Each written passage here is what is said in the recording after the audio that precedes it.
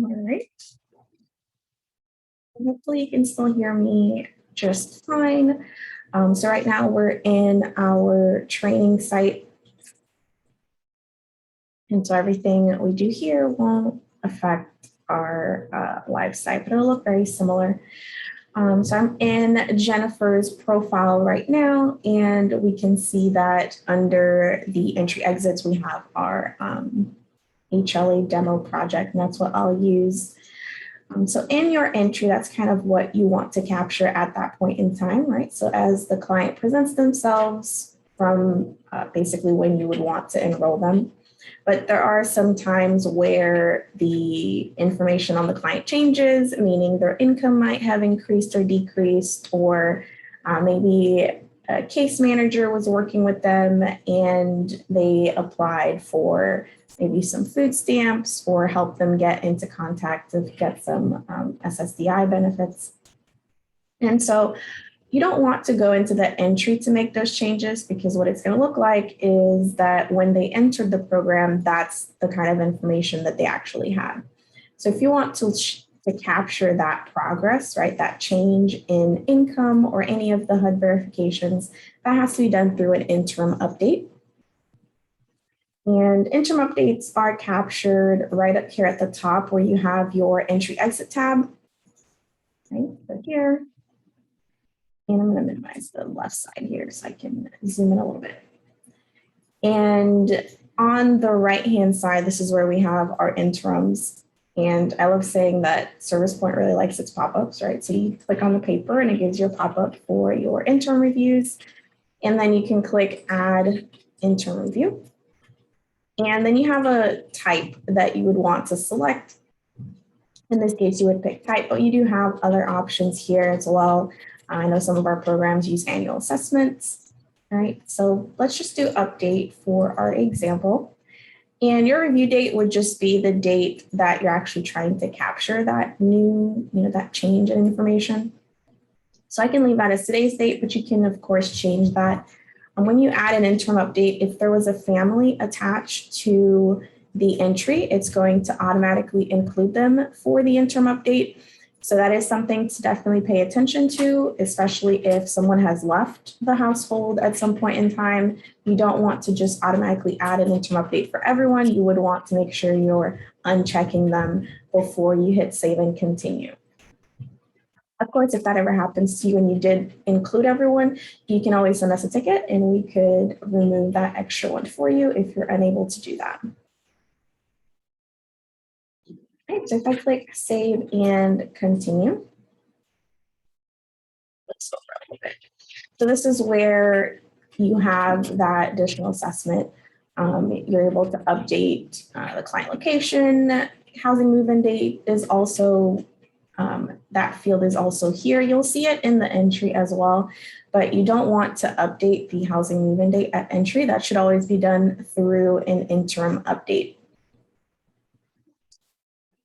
Up here on your interim updates, what you're mostly able to update are the HUD verifications. So that includes income, our non-cash benefits, health insurance, and at the bottom here we have that DB question and client information. This is where you'll want to capture that change, right? So if their income went from 1,000 to 1,500, you don't want to update that 1,500 at entry. And it does make it kind of difficult to update it at entry just because of how the start dates and end dates would work. So interim updates is definitely the best way for you to do that. And I do want to point out again with that housing move-in date, it is required to have it through an interim update, and there should only be one housing move-in date per enrollment. So if they moved in and they've been at that unit for a little bit and they ended up having to change to a different housing unit for any particular reason, you would want to close them out of that rapid rehousing program and then enroll them a second time around so that you can capture a new housing move-in date. So you can't change it once you've added that in.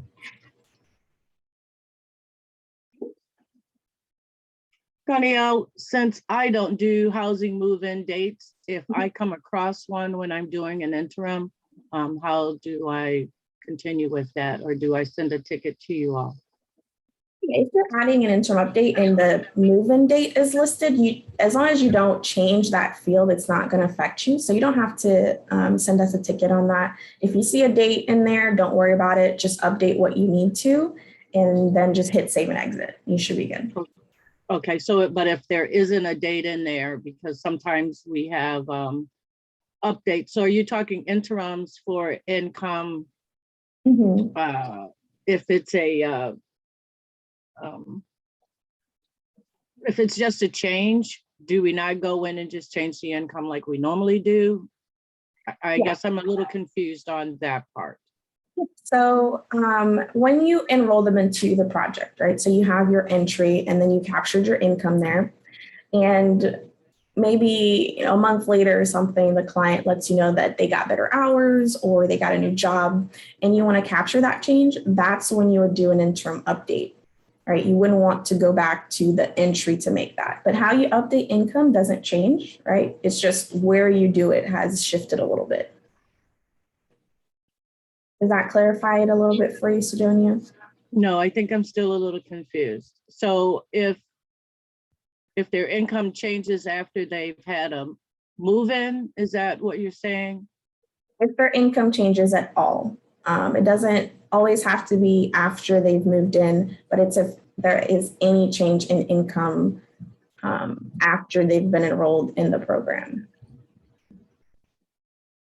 Right. But if you're in here and you see that the housing move-in date field is blank, but maybe you've spoken with the client and you know that they've already moved in or there should be a housing move-in date, you can definitely send us a ticket for that. And then we could reach out to the provider just to see what's going on. Maybe they're having a little bit of trouble with that housing move-in date field, right? So if you know that they've moved in, but there isn't a field there, you can definitely reach out. So Sidonia, it's Cindy. I'm wondering, are you asking about the income? Yes. Okay, so you're asking, I think I understand what you're trying to say. You're asking if you always have to go into an interim update in order to update the monthly income instead of going into the entry and going in and closing out the last one the day before and then adding the new one. Right, exactly. That's what's confusing me. Okay, so does that help you, Ganael? Yeah. I think I answered that a little bit differently. So yes, Sidonia, if there's a change, you would go through an interim update. That makes sense. If there's a change in the income. Other than the way we've been doing it, I think you're still throwing me back into my same question. All right. Let's see here. Let me see if I can stop sharing. So if I'm doing, okay, let's say I'm doing a VI SPDAT. And when I do that, I see that client's income has changed. Maybe they're not getting income at all. Am I no longer going into the income and closing it out from the date before and then adding, okay. So yeah, that process is still the same, right? If you're adding that entry and their income has changed, you just go ahead and make that change in the entry, right? When you mention if you're doing a SPDAT and you see that the income is no longer accurate, just do it right where you are, right? Because that's you saying that at that point in time, the client's income is this new amount. Right? I see. So the interim that you're talking about pretty much is for like the case managers that are following along with that client and the client has reported a change in income. That's correct. Not for the beginning stages of the VI SPDAT, which is pretty much the part where I'm involved. Yes, exactly. You got it, Sidonia. Okay. All right, thank you. Right. And that applies for all of the sections, right? So it's not just income that can be updated through here. If there were any updates to like their food stamps amount, or maybe they now have health insurance, you're able to capture that change through the interim update. Okay. I'm gonna click exit here. Okay. And you can add as many of them as you need to. So if they're having sporadic changes, they're increasing income kind of bit by bit, you can add multiple interim updates. It's just that when you're going through, say, a housing move-in date and that has changed, that's when you would have to go through a different entry. That one can't be updated through like a new interim update or anything like that. And I'm gonna go back to, let me stop sharing my screen here. Perfect. And I just want to open the floor up for some questions, kind of scenarios where you would think that an interim update might apply versus making the change in the entry, or if you're having some trouble adding an interim update, or maybe you've had some issues where like the dates aren't matching up when you add an interim update. So Ganael, let's pretend. So let's pretend I'm Ryan, and Ryan is going and scrubbing data, and he noticed that the income is wrong on somebody. What would he do then? That would depend a little bit on if the income was wrong from the very beginning, like the entry, then you would want to go back to that initial entry and update it. But if the income was wrong in one of the updates later on, then you would have to go in through that particular interim update and fix that. So I actually have one question, and this is probably a very weird one.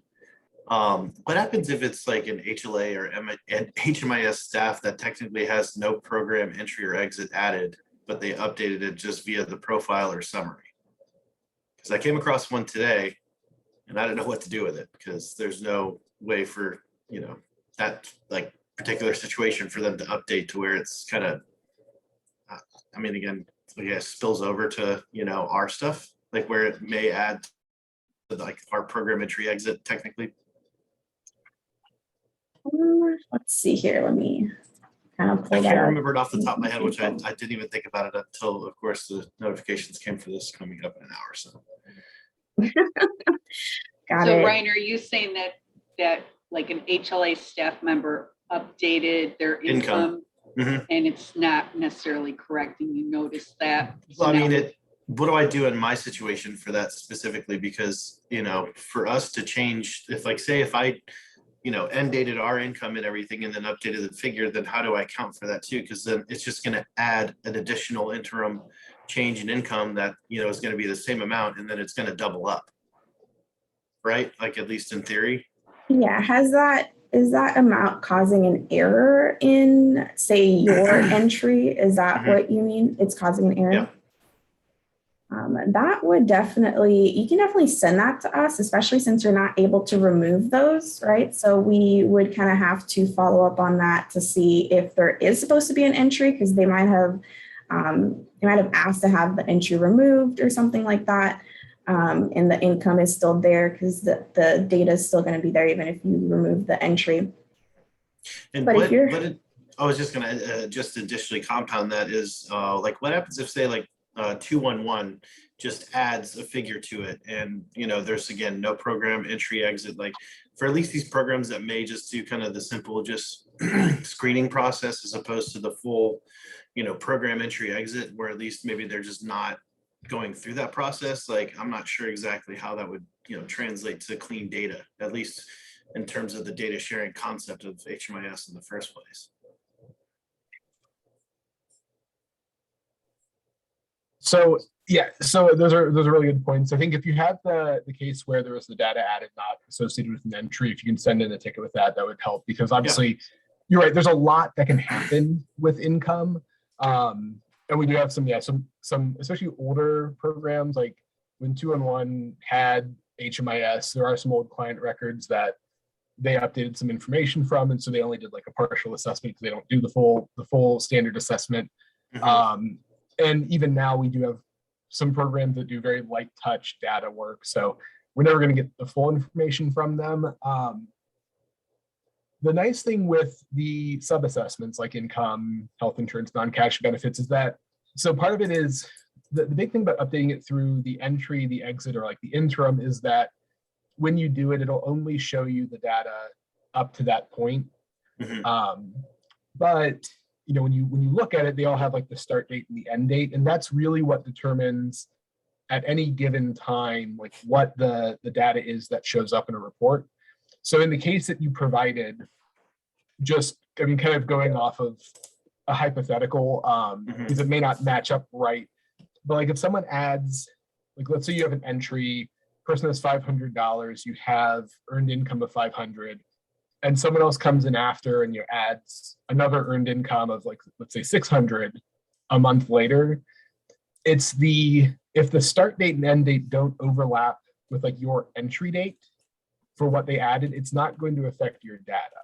When it gets to an interim update, if that start date and end date overlap and you add an update, it could obviously double it like you said. So if you have a situation where data was added, because we do have some providers that don't do entry exits, they just do the provider profile updates like soup kitchens and something like Daystar, the drop-in centers. If they may put it in so it overlaps with their service, for your entry, you just want to make sure that you close it out before the day before the entry date or the day before the interim update, the day before the exit, whatever that might be. And then it won't impact your data unless it overlaps with that date. So that's where you see like the records with like 75 income responses and stuff, the entry, the interim, and the update, or the entry, the interim, and the exit are important because that is a reporting point that we can pull that data. But for income, it's also it's about that start date and end date associated with each of those records. So for you, if you come across one where there's a lot going on, you can always send us a ticket. We can help try to sort out the various sources. But for you, when you're looking at it, the big thing for you is making sure that the old incomes don't overlap with your start date, whatever's incorrect doesn't overlap, and that you only have like the ones that you verified for those dates. So then I guess in a sense because again, if indeed, because I mean, don't get me wrong, but again, it's like 15,000 something or 1,500 something. I'm gonna have to go back and audit myself to figure out which profile it is. But like in that case, like should we then technically just try and manipulate our entry for that, like stop of that earned income, so then it reflects correctly for what's I guess updated and verified, because that was the thing, it was updated and verified with actual paperwork apparently from whoever's end it was that made the change. So would that just be the more appropriate response? Then we just change the value in like our income, amount for like total, even though we can't really, kind of verify or validate that, response from another COC technically? So without seeing the record and seeing like what's going on, I'd be hesitant to respond specifically. Because I mean, it does depend, especially like depending on the field you're looking at. Like I've seen the total monthly income of 999,999 before, which is obviously not correct. And so I would say it depends on the field a little bit. So if you can find that record and send it in, I can definitely take a look at it and see what's going on. But I mean, for you, when it comes to a record, I would make sure that whenever you're updating it, that whatever is showing up at that point matches what the records that you have, especially if it's something that you have verified. If it has changed, there's that chance maybe, if it's an hourly job, maybe they worked 20 hours when they met with you.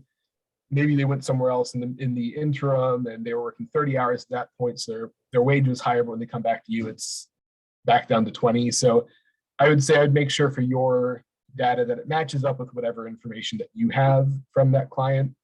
And that way, you have the support to back up whatever you've put in.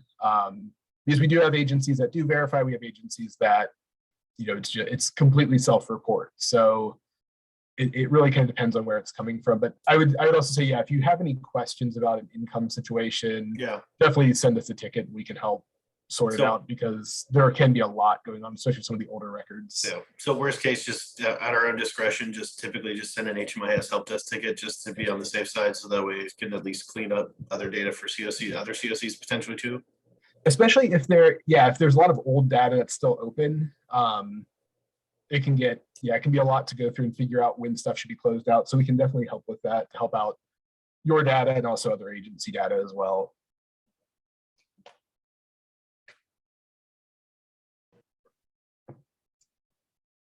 All right, awesome. Thank you for that question, Ryan. Do you have any other odd scenarios that anyone has come across like that? I haven't seen odd ones like that, but I do have a question about the interim as compared to a new coordinated entry, because lots of times I see coordinated entries that are still open and they are within that time frame. And there's another coordinated entry that's added like sometimes within a month of the last one. Now, should those be interims instead of a new coordinated entry being completed? Yes. On their profile, there really should only be one open coordinated entry. Very odd name, but yes, there really should only be one open at any given point. So if you see those, definitely you can let us know or reach out to Carly, kind of let her know, just because I think, and correct me if I'm wrong on this one, Brian, I know the report will pull in probably both information, but having that interim update just really makes it a lot easier for someone to kind of get a clear picture of, okay, how many scores do they have? Plus, it makes it a lot easier for cleanup later on. Like if we need to close it, close that entry out because maybe they were successfully referred somewhere and now they're housed and, they need to close it out. Well, if they have 2 or 3 of them open, sometimes they'll close out 2 and miss 1, and then that client will still pull into that coordinated entry list. So having an interim update definitely makes things a lot neater and clean and pretty easy to manage in HMIS. All right, sounds good. Because I try to send you those, but sometimes I think, should I just be going in and closing them out? But then, like you said, I don't know what dates to use to make it a clean fix. So that's why I usually send those to you, but I do see those quite often. Yep, Just an definitely. FYI for you all.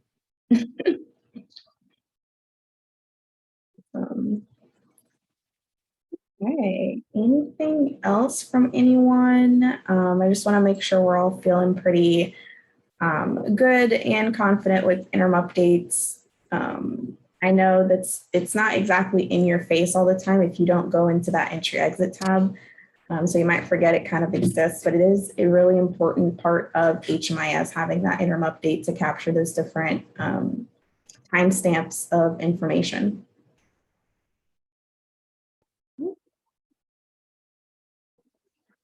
All right, if we don't have any questions, I'll let everyone go and wish you a wonderful rest of your week. Take care, everyone, and I will see you at the next office hours. Bye. Great, thank you. Bye, everyone.